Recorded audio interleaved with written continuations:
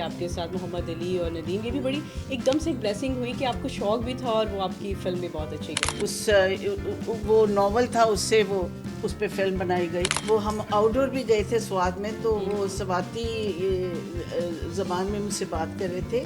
हमारी ड्रामास जो हैं वो पूरे वर्ल्ड में बहुत मशहूर हैं, पर हमारी मूवीज़ थोड़ी सी पीछे की। और ड्रामों में भी ना हमारे एक जैसा यकसानियत आ गई है। बहुत ज़्यादा। बस यही है, मैं खुद भी देखे फिल्मों में मैं हीरोइन तो नहीं आ सकती। बिस्मिल्लाहिर्रहमानिर्रहीम, अस्सलाम वालेकुम। मैं हूँ आपकी मेज़बान एनी बाजा और आप देख रहे हैं विजन वाइब। अपने तमाम देखने वालों को खुशामदीद कहेंगे। आज जो हमारे पास पर्सनालिटी मौजूद है, बहुत ही वर्सटाइल अदाकारा है। जब आप मिलेंगे तो आप बहुत खुश होंगे। हमारे पाकिस्तान की ना सिर्फ बल्कि पूरे वर्ल्ड की एक पहचान बनी, वो है निशो बेगम, जो कि ड्रीम गर्ल के नाम से जानी जाती हैं। और अब भी देखते हैं तो उनका हुस्न जो है बेमिसाल है। जहाँ भी खूबसूरती की बात आती है तो निशो बेगम का नाम जो है टॉप ऑफ द लिस्ट हम सुनते हैं। और हमारे लिए बहुत ऑनर की बात है, वो इस टाइम हमारे साथ यहाँ पर मौजूद हैं। तो आपको मिलवाते हैं निशो बेगम से। अस्सलाम वालेकुम। वालेकुम अस्सलाम। कैसी हैं आप? अल्हम्दुलिल्लाह। आज आपको देख के बहुत अच्छा लगा है और हम आपको वेलकम करेंगे कि आपने अपना टाइम निकाला और यहाँ पर आई हैं। Thank you so much. अच्छा, निशो बेगम, आपसे तो बहुत लोगों ने बड़े आपके इंटरव्यूज़ हुए हैं, बहुत ही लातादाद इंटरव्यूज़ हुए हैं, पर यही पूछा जाता है वो जो आपकी ड्रीम गर्ल मूवी थी वो आपकी एक पहचान बनी, आपकी खूबसूरती की वजह से। एक्चुअली उस फिल्म का नाम तो रंगीला था। उसमें एक ड्रीम सॉन्ग था जो कि दैट वाज हाईली अप्रिशिएटेड और लोगों ने बहुत लाइक किया, और उसके बाद मुझे ड्रीम गर्ल कहने लगे। और अब तक जब भी हम आपकी बात होती है वो ड्रीम गर्ल जो है वो आपके साथ जुड़ा हुआ है। जी जी। तो स्टार्ट कहाँ से हुआ आपका? स्टार्ट जी, एक्चुअली स्कूल टाइम में बहुत ज़्यादा शौक़ था मुझे। कभी मैं अपने आप को नीलो समझती थी, शबनम समझती थी। लोग कहते थे रानी से भी मिलती है। ये तो वो चीज़ ना बचपना था, तो उसमें एक मेरे इमेज में यही आता रहा कि मैं भी सुपरस्टार बनूंगी, मैं भी फिल्म की हीरोइन बनूंगी और मैं फिल्मों में काम करूंगी। लेकिन घर का माहौल कुछ ऐसा था कि बिल्कुल अलाउड नहीं था।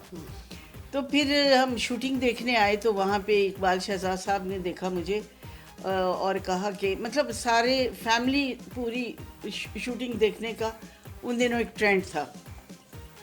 खैर वहाँ देखा तो मिसिस इकबाल शहजाद ने कहा कि ये आपकी फ़िल्म में इसको एज ए हीरोइन लें, बाजी फिल्म में ये बहुत सूट करेगी, क्योंकि उसमें एक स्टूडेंट का रोल था जो मरी जाती हैं सैर के लिए लड़कियाँ। तो उसमें उन्होंने जब मेरे पेरेंट्स से कहा तो फिर मैंने कहा हाँ हाँ ठीक है।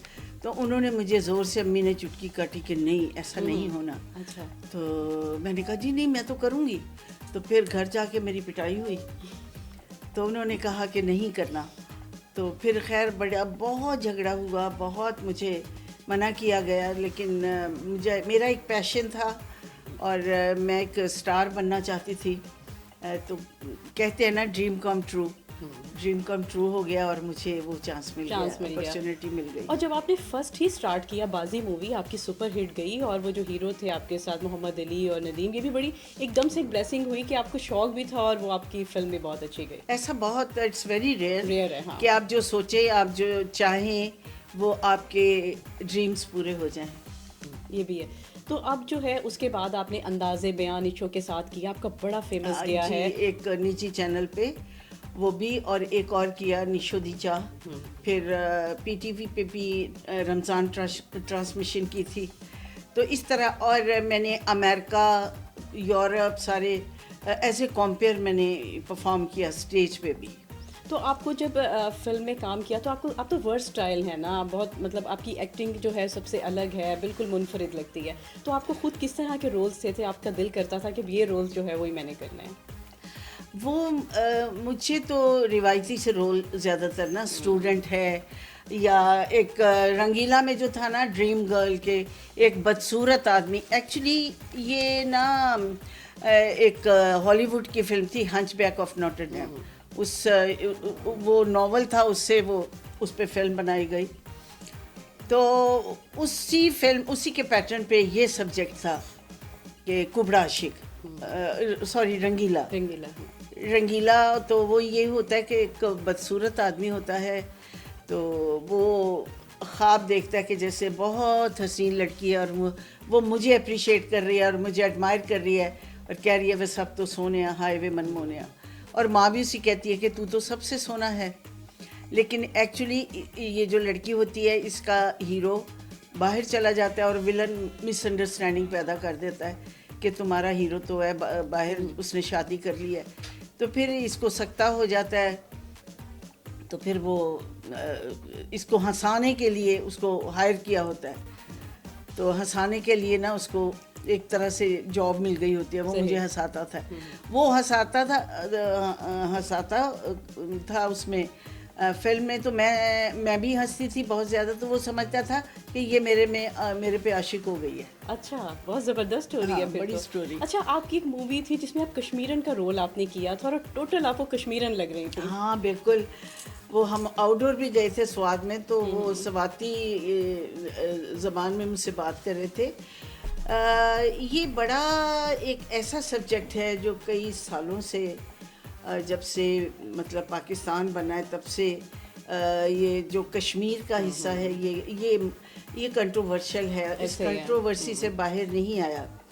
और अभी तक कश्मीर के मज़ालिम कम नहीं हुए, वहाँ जो बर्बरियत है, लोगों को तंग किया जा रहा है, that is very painful, stressful. सब जब हम देखते हैं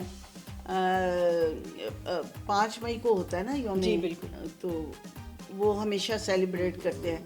और उसी 5 मई पे हमारा जो चैनल हैप्पी टीवी वो ये अमन दिखाता है, क्योंकि कश्मीर के मौजू पे वो फिल्म है। और वो जो है वो हर साल हम देख रहे होते हैं, हर साल देखते हैं, बिल्कुल बिल्कुल। और बड़ा अच्छा तो लग रहा होता है। I am proud of that कि मुझे उसमें एज अ हीरोइन उन्होंने कास्ट किया और एक मुजाहिदा का रोल मुझे दिया गया। अच्छा, मुझे ये बताइएगा निशो जी, जैसे फ़िल्म इंडस्ट्री के हवाले से बात करें, जब आप मूवीज़ कर रही थी तब का टाइम, उसके बाद का, और अब तो टोटली चेंज हो गया हुआ है। अब जब हम फिल्मों में, सिनेमा में जाते हैं तो वो हमारे ड्रामाज जो हैं वो पूरे वर्ल्ड में बहुत मशहूर हैं, पर हमारी मूवीज़ थोड़ी सी पीछे क्यों? थोड़ी सी नहीं, बहुत पीछे हो गई हैं। एक आध फिल्म का बन जाना, 10 फिल्में बना के या 20 फिल्में बना के एक फिल्म हिट कर लेना, ये कोई कामयाबी नहीं, this is not success. Actually जब ऐसा भी होता था कि 100 फिल्म रिलीज़ होती थी, 20 फिल्में रिलीज़ होती थी, बनती थी, और सिनेमा नहीं मिलता था। अब सिनेमा हाउसेस हैं, उनको फिल्म नहीं मिलती। ऐसे ही, बिल्कुल ठीक कहा आपने। ठीक है, ऐसे ही, हाँ। तो ये एक्चुअली जब से सोशल मीडिया, हर शख्स एक्टर है, हर शख्स डायरेक्टर है, हर शख्स सिंगर है, और हर शख्स फोटोग्राफर है, और हर शख्स देखता भी, ऑडियंस भी खुद है, ऑडियंस भी खुद है। और आप ये देखें, सबसे प्यारी बात कि अब जो हम एक्टर मतलब हीरो हीरोइंस को भी देख रहे होते हैं, तो वो जो रियलिटी, वो जो चीज़ आपने कर दी है, अब जब हम उन मूवीज़ का कंपैरिजन करते हैं तो वो टोटली चेंज होता है। टोटली चेंज है, और उतनी सक्सेसफुल फिल्में नहीं हैं, उतना जो पहले एक था, एक सबसे बड़ी तफरी, सबसे फैमिलीज जाती थी, फैमिली ओरिएंटेड फिल्में बनती थी, और ऐसी फिल्में बनती थी जो कि मतलब कोई मैसेज देती थी। अब ऐसा कुछ नहीं है, होती हैं अब ड्रामे लोग देखते हैं। एक्चुअली ड्रामे का तो ये है ना कि आपने घर में बैठ के देखना है, यू हैव टू, हमारे हाथ में बैठे हैं, हाँ बैठे हैं आप, कोई ऑप्शन नहीं है। एक चैनल लगाया, दूसरा लगाया, उस पर ड्रामा चल रहा, और ड्रामों में भी ना हमारे एक जैसा यकसानियत आ गई है, बहुत ज़्यादा। ठीक है ना, वो ऑलमोस्ट सिमिलैरिटी है, एक जैसी स्टोरीज हैं, एक जैसा। और बल्कि पिछले दिनों तो ये ट्रेंड चेंज हुआ था कि ससुर जो है वो बहू में इंटरेस्टेड है, बिल्कुल, और देवर जो है वो भी भाभी में इंटरेस्टेड है। ये इतने लोग छोड़ के दुनिया, तो ऐसे रिश्तों के तकद्दुस को क्यों पामाल करते हैं, जिनकी इज्जत करनी चाहिए। तो इस तरह और के, आप ये देखें कि जब हम ये चीज़ें देखते हैं, हो सकता है हमारी सोच वहाँ ना जा रही हो, पर ऑटोमेटिकली देख के होता है कि चलो, मतलब कई चीज़ें खुद दिखा रहे होते हैं हम, और वो फिर इम्प्लीमेंट भी होता है, प्रैक्टिकल भी शुरू कर देते हैं। तो क्यों ना करें।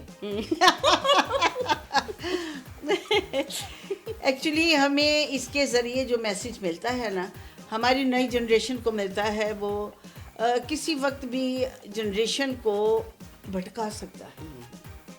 वो उनको ये मैसेज नहीं मिलना चाहिए कि भाभी देवर के साथ या जेठ के साथ, या अब तो देखिए सोशल मीडिया पे बहुत ज़्यादा गंद आ रहा है, इतना ज़्यादा अनबिलीवेबल कि घिन आती है, और खुद जी चाहता है कि अब तो क़यामत आ ही जानी चाहिए, राइट। बिल्कुल सही कहा आपने। तो अब मुझे बताइएगा, आपके जो आने वाले प्रोजेक्ट हैं तो उनमें हम आपको किस तरह से देख रहे हैं?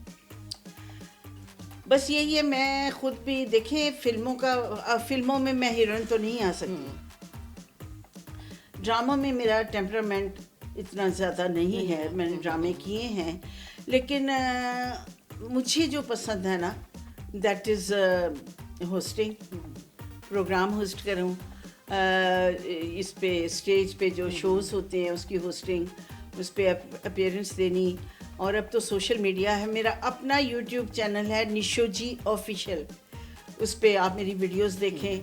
टिकटॉक भी मेरी बहुत लाइक की जाती है, हाईली रेटेड है टिकटॉक भी, और यूट्यूब चैनल भी। निशो जी ऑफिशियल। वो हमने तो देखा है, आपने बड़ा अच्छा मेंशन कर दिया, अब सब आराम से आपको देख सकेंगे। जी उस पे जो है, बिल्कुल। उस पे क्या कंटेंट है? उस पे कंटेंट यही है कि एंटरटेनिंग है, और फिल्म से रिलेटेड या स्पोर्ट्स से रिलेटेड लोगों के इंटरव्यूज़ होते हैं, जो सेलिब्रिटीज़ हैं उनकी जो हैं क्वालिटी, उनको हाईलाइट किया जाता है, और आने वाली जनरेशन को यही मैसेज मिलता है कि हम आगे बढ़े, तरक्की करें और अपने मुल्क की पहचान बने। ज़बरदस्त। निशो जी, आप यहाँ पर आई, हमारे प्रोग्राम का हिस्सा बनी, हमें बहुत अच्छा लगा आज आपसे बात करके। एक तो मैं आपका शुक्रिया अदा करूँगी, और चाहूँगी जितने भी लोग आपको देख रहे हैं, कोई मैसेज डिलीवर करना चाहें आप तो वो ज़रूर कीजिएगा। एक शेर के हवाले से इस शेर को सुनाकर मैं मैसेज दूंगी कि नामी कोई बग़ैर मुशक्क़त नहीं हुआ, 100 बार जब अकीक कटा तब नकी हुआ।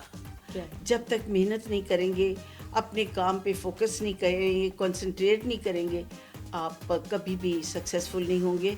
कभी ये नहीं सोचना, ये नहीं करना कि वो क्या कर रहा है, यही इंसान की तनज़्ज़ुली है, यही फेलियर है उसका। अपने काम से काम रखें और अपने काम में अपना बेस्ट दें, ठीक है। और नई जनरेशन के लिए यही है कि मैक्सिमम अपने काम में मेहनत करें और आगे आने की कोशिश करें। जिस फील्ड में भी हैं आप उस पर मेहनत करें और सक्सेसफुल हों, ठीक है। Thank you so much. बहुत ही खूबसूरत मैसेज।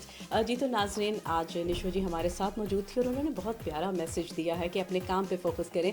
जब हमारे काम पे फोकस होता है, हम उस चीज़ में नॉलेज लेते हैं, हमारे कंटेंट अच्छे होते हैं, तो फिर हम बहुत ज़्यादा आगे चले जाते हैं। और यहाँ पे मिलवाएंगे आपको एक नए गेस्ट के साथ, तो यहाँ पे रखिएगा अपना ढेर सारा ख्याल। यहाँ पे लेने लगे हैं इजाज़त, अल्लाह ने के बाद।